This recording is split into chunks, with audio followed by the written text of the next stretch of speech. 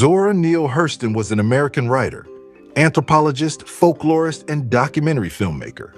She portrayed racial struggles in the early 20th century American South and published research on Hoodoo and Caribbean Voodoo. The most popular of her four novels is Their Eyes Were Watching God, published in 1937.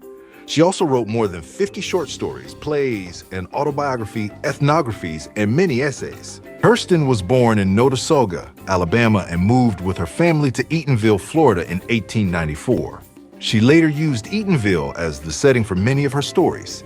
In her early career, Hurston conducted anthropological and ethnographic research as a scholar at Barnard College and Columbia University. She had an interest in African American and Caribbean folklore and how these contributed to the community's identity.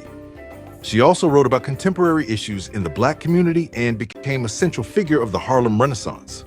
Her short satires, drawing from the African American experience and racial division, were published in anthologies such as The New Negro and Fire.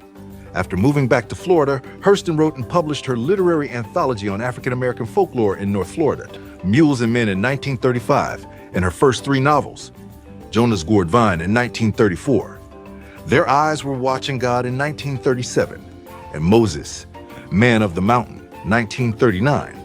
Also published during this time was Tell My Horse, Voodoo and Life in Haiti and Jamaica, 1938, documenting her research on rituals in Jamaica and Haiti. Hurston's works concern both the African-American experience and her struggles as an African-American woman. Her novels went relatively unrecognized by the literary world for decades.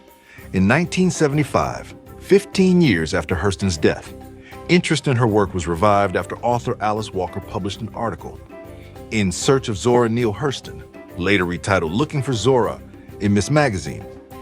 In 2001, Hurston's manuscript, Every Tongue Got to Confess, a collection of folktales gathered in the 1920s, was published after being discovered in the Smithsonian Archives.